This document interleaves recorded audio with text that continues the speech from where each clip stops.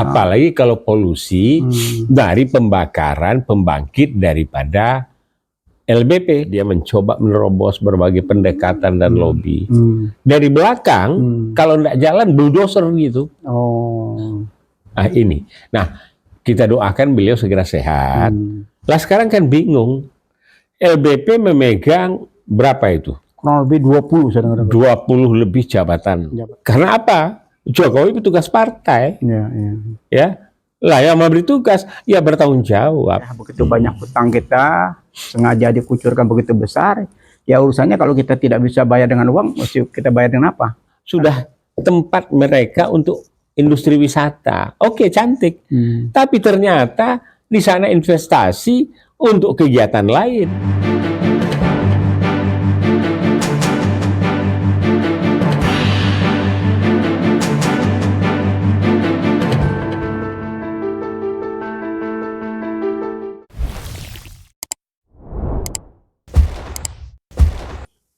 Bismillahirrahmanirrahim. Assalamualaikum warahmatullahi wabarakatuh. Waalaikumsalam warahmatullahi wabarakatuh. Prof, saya Prof. Alhamdulillah, Bib, pilek-pilek sedikit. Pilek-pilek sedikit.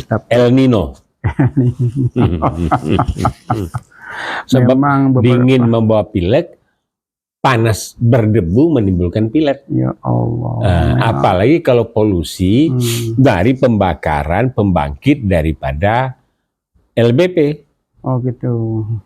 LBP bukan Luhut Binsar Panjaitan. Bukan, apa itu? LBP itu penyakit. Oh gitu, apa itu singkatannya? Ini harus di leg back pain namanya. Ada semacam kerusakan di belakang. Gitu. Oh, leg back pain. Ya.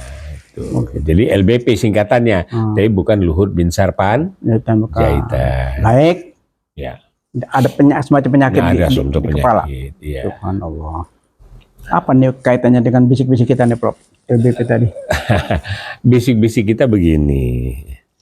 Kalau dulu pernah yang namanya pejabat sakit, ini sakit politik. Nah sekarang heboh mengenai Pak Luhut Binsar Panjaitan yang dikabarkan sakit dan digotong ke Singapura. Bener nih apa enggak? Nah itu dulu. Sebab kalau itu benar, maka ini bisa rusak tatanan. Oh ya? Oh iya. Karena apa? Tatanan kabinet maksudnya? Tatanan seluruh pembangunan yang sedang dikelola oleh Pak Jokowi ini. Karena Joko Widodo. Joko Widodo. Nah, karena apa? Hal-hal pokok terkait pembangunan, terkait masalah hilirisasi, terkait dengan PSN, proyek strategis nasional, itu LBP, Bib. Ujung tombaknya. Ya, tombak depan, tombak belakang itu, Bib. Gitu. Sebab kalau dari depan jelas dia mencoba menerobos berbagai pendekatan dan lobby. Dari belakang, kalau tidak jalan bulldozer gitu. Nah ini. Nah, kita doakan beliau segera sehat. Karena nanti rapornya ini akan di yudisium, akan dinilai oleh tim. Tapi bukan soal seperti 65. Kalau 65 itu ada mahmilu. Tapi ini adalah rapor dari setiap pejabat. Kalau dulu rapornya yang hebat itu adalah Sudirman Said membredel ya masalah perminyakan. Tapi yang copot malah Sudirman Said ya. Itu Bib. Iya, saya pernah dengar tuh yang pernah dengar ya. Terlibat juga Faisal Basri waktu itu ya. Iya, jadi kita lihat lagi.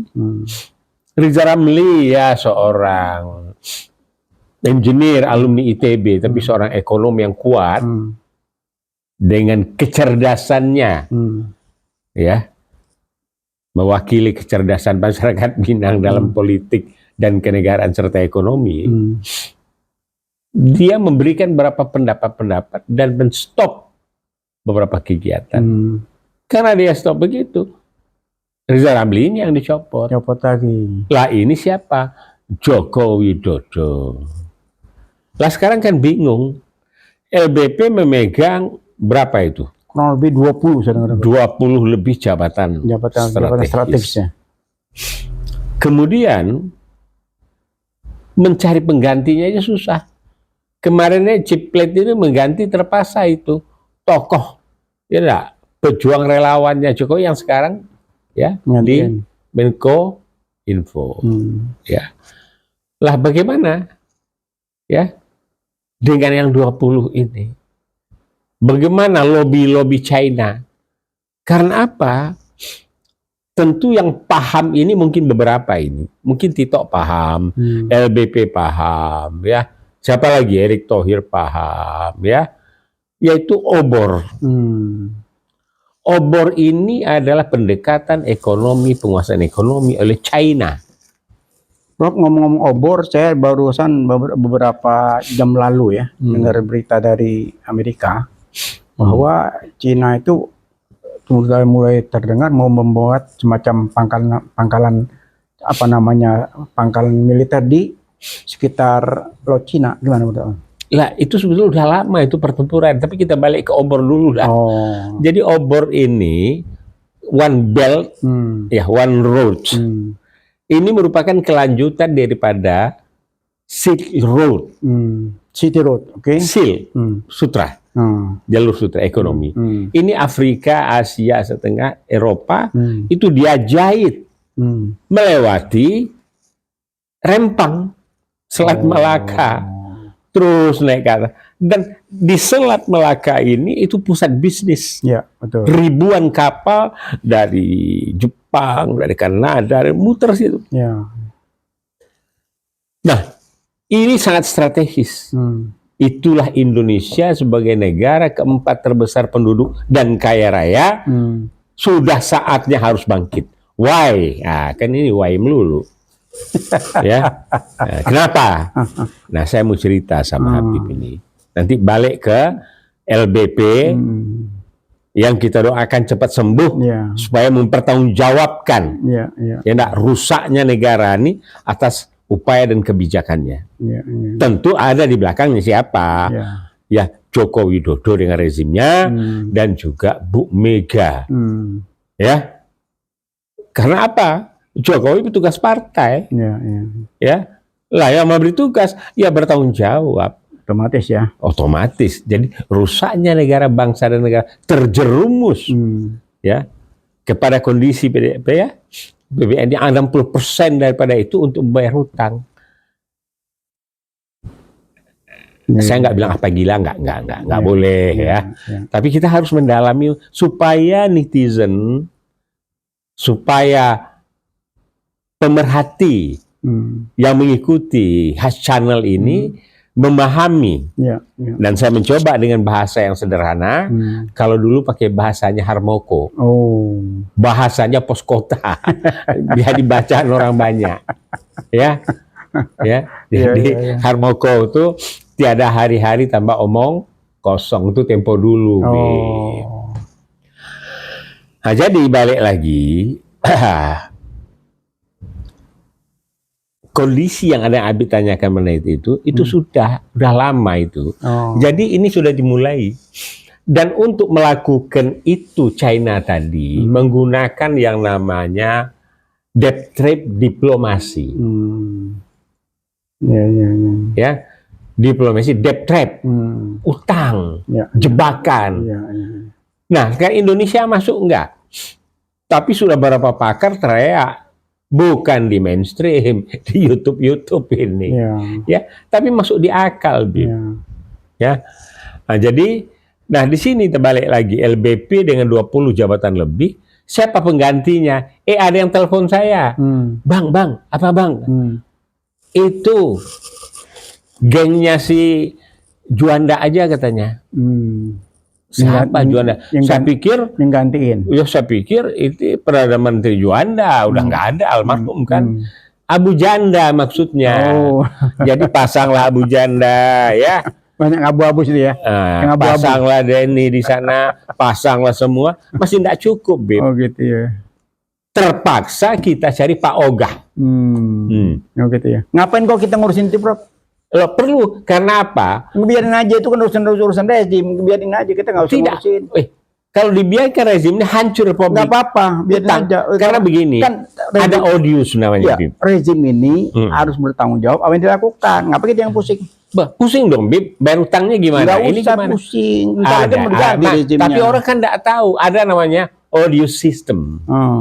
Odius system ini menyatakan dalam kerangka teorinya itu, kalau rezim tuh bikin utang, urusan rezim, negara nggak ganti. Iya betul. Makanya kalau pribadi, pribadi. Jadi kalau begitu, ambil tuh harta bendanya semua buat bayar utang. Ya intinya rezim ini apapun yang dilakukan harus dipertanggungjawabkan. Nanti setelah 5 tahun kan ada pertanggungjawaban. Laporan presiden kan. Iya betul. Nah setiap 5 tahun ada laporan di DPR. Nah kita lihat nih anggota DPR. Gitu loh. Mereka melakukan apa? Kan gitu kan. Iya, iya. Nah jadi apapun yang sudah dilakukan selama 5 tahun dipertanggungjawabkan pada saat sidang. Iya betul.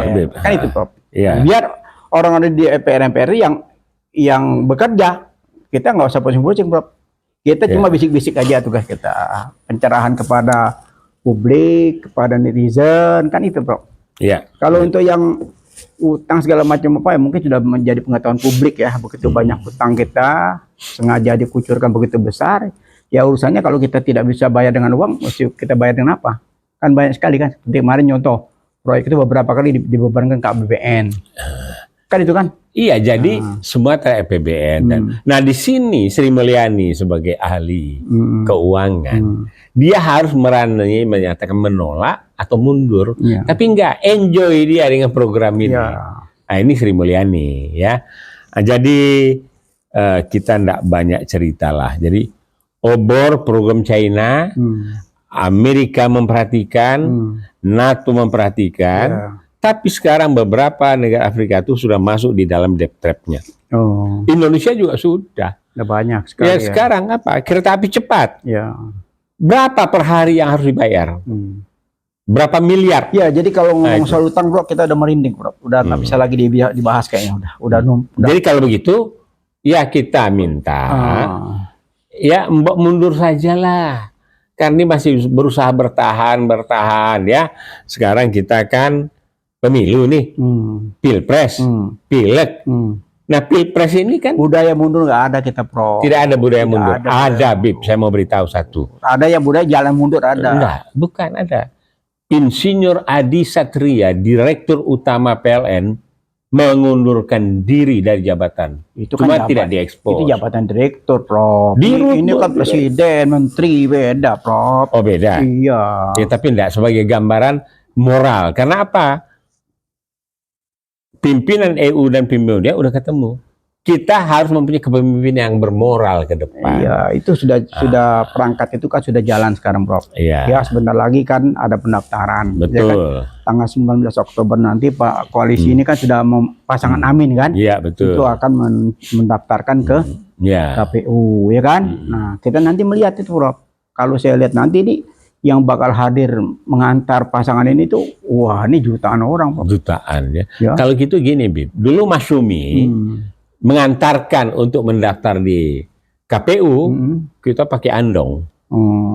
Enggak, kemudian pakai iring-iringan irama. Kalau ini Prof kayaknya nggak usah pakai apa-apa lagi, udah langsung aja geruduk rame. Udah nggak mungkin lagi pakai kendaraan. Cuma sekarang ada pertanyaan, masih mungkinkah jegal menjegal ini dijadikan atau dilakukan hari-hari yang tinggal? Masih ada, Prof. Oh, masih belum ada. lama kemarin di Jawa Barat sudah clear gedungnya untuk dipakai pertemuan Anies, tiba-tiba last minute dibatalkan, akhirnya dibikinlah di luar gedung. Masih ada usaha-usaha itu sampai per detik kemarin itu masih ada. Masih ini ada usaha itu ya. Gitu loh.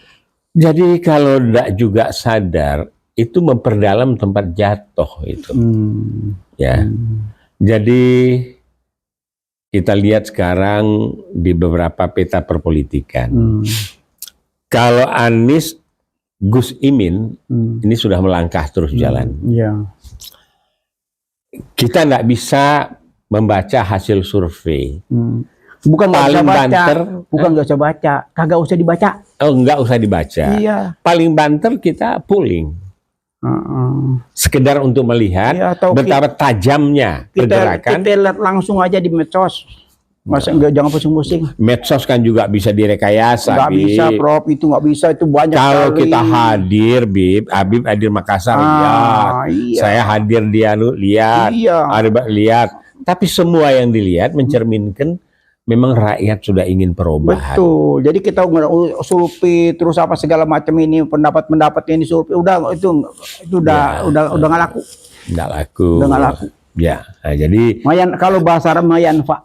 Tidak ada manfaatnya. Tidak ada manfaat. Hanya mementingkan sekelompok orang dan selalu berusaha seperti hal-hal itu berulang-ulang. Padahal saya sudah tidak bodoh lagi. Ya, nah, saya mempersempit pembicaraan.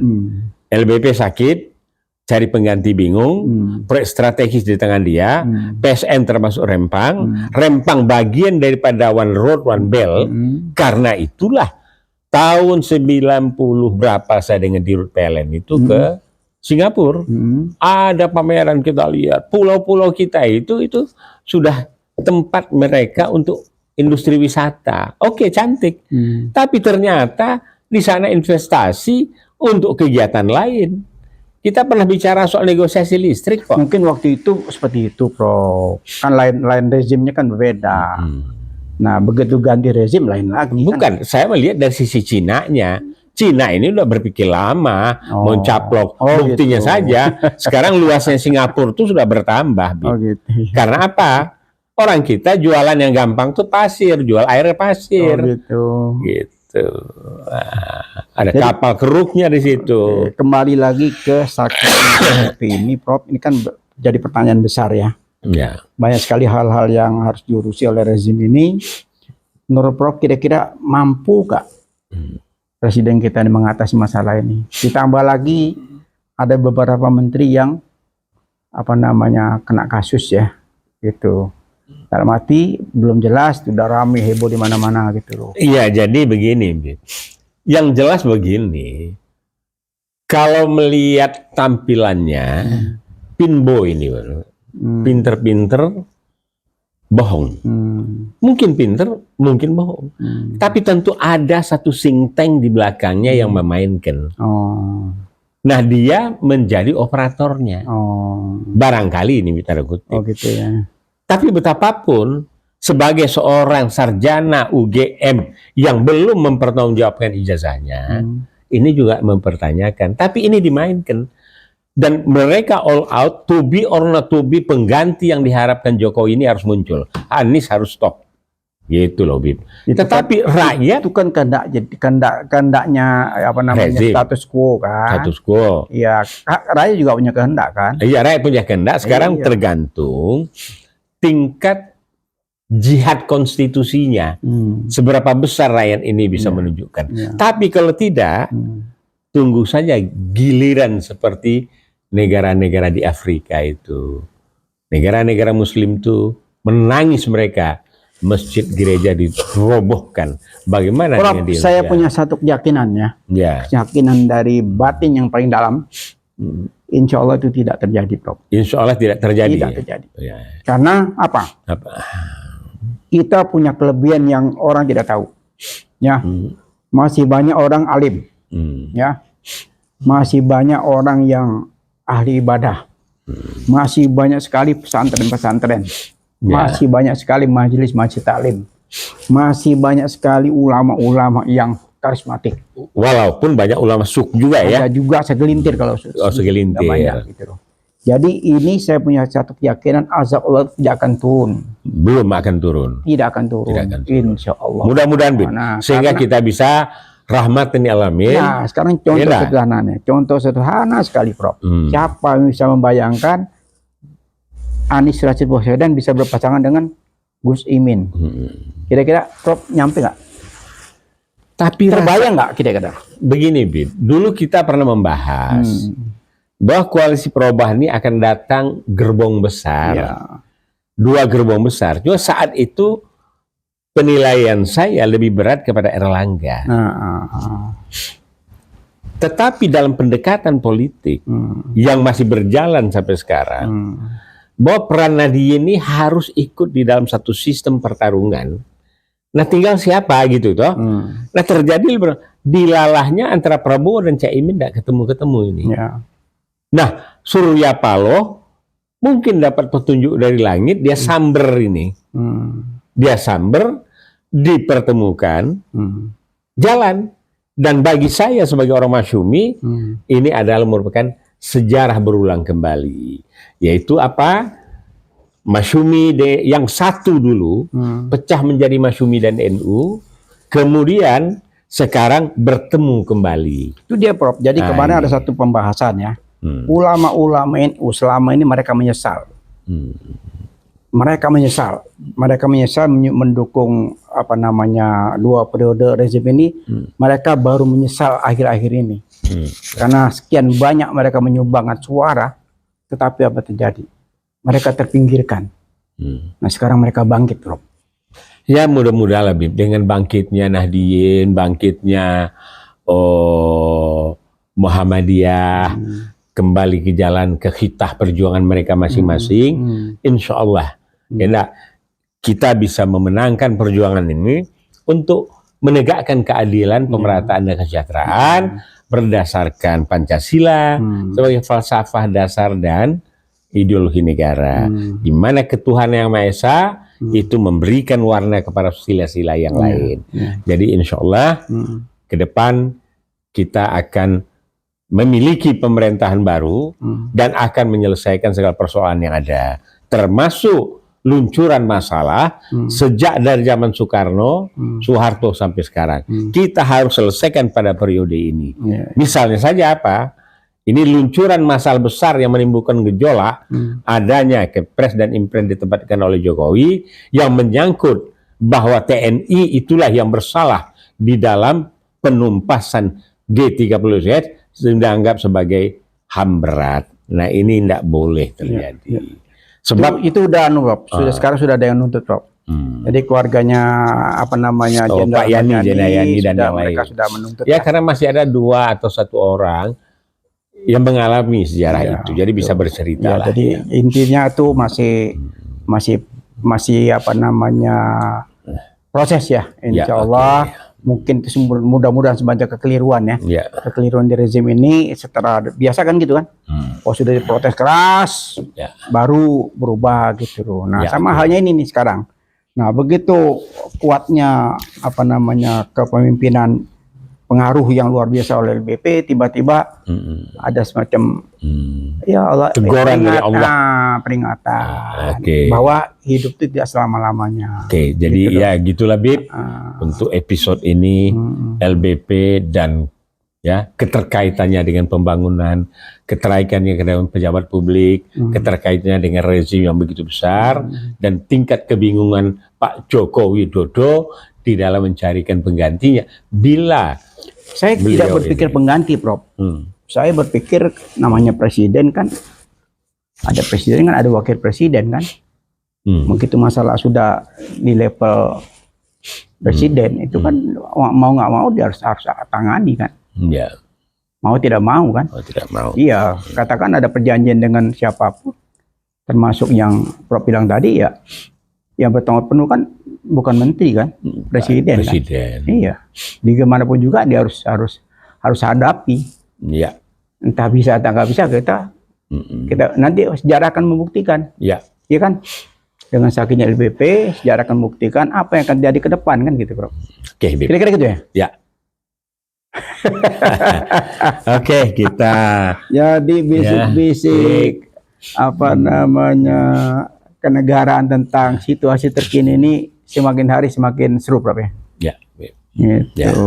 Ya gitulah kehidupan kita berbangsa bernegara ini, yang tidak putus-putusnya, bagaikan mata rantai dari negara tirai bambu, ya dinasti Han, dinasti Qing, dinasti Ming, sampai ke Xia Limsi, sampai kepada Ahok dan seterusnya. Prof, kalau ini kita balik ke akidah ya, keyakinan kita sebagai umat manusia, ini Allah memberikan contoh. Hai elit politik, hai penguasa-penguasa, hai pengambil kebijakan. Ya, ingat, iya. Mudah-mudahan ini dipahami. Hitungan detik, hitungan menit, habis malam itu beliau Jadi ulang tahun, tiba-tiba kalau diambil simpulannya, Indonesia belum akan dihukum berat oleh Allah SWT. insya Allah. Tapi Allah telah memberikan tanda-tanda peringatan-peringatan keras kepada individu maupun kepada rezim. Ya. Untuk itu kita bisa bicara yang lain lagi, Bib. Oh gitu ya. Soal Jadi itu ini sudah. habis yang session ini. Cukup belum. Baiklah, session tentang kondisi negara akhir-akhir ini kita bahas cukup tajam ya. Tajam. Tentang sakitnya Bapak Luhut Binsar Panjaitan dan efeknya ke depan. Ya kita saksikan nanti apa yang akan terjadi. Wallahu a'lam bishawab ya. Hanya Allah yang tahu. Mudah-mudahan jalan terbaik buat bangsa dan negara ini akan terwujud ya Prof ya. Baik. Apapun itu kita berharap bernegara ini tetap berjalan sesuai amanat konstitusi ya gitu Prof ya. Ya. Gitu. Oke. Kita akhiri dengan wabil taufik wal hidayah. Assalamualaikum warahmatullahi wabarakatuh. Jangan lupa tanggal 19 nanti kita hantar ya. Kita Anies dampingi Baswedan. pasangan Anies dan Gus Imin ini ke KPU. Ya, Prof, jalan membonjol, betul. Pak Imam Bonjol. Mudah-mudahan ini menunjukkan satu kebersamaan ya. Disitulah wujud daripada demokrasi. Ya, Ya Prof ya. ya, oke. Makasih Prof waktunya. Ya, baik.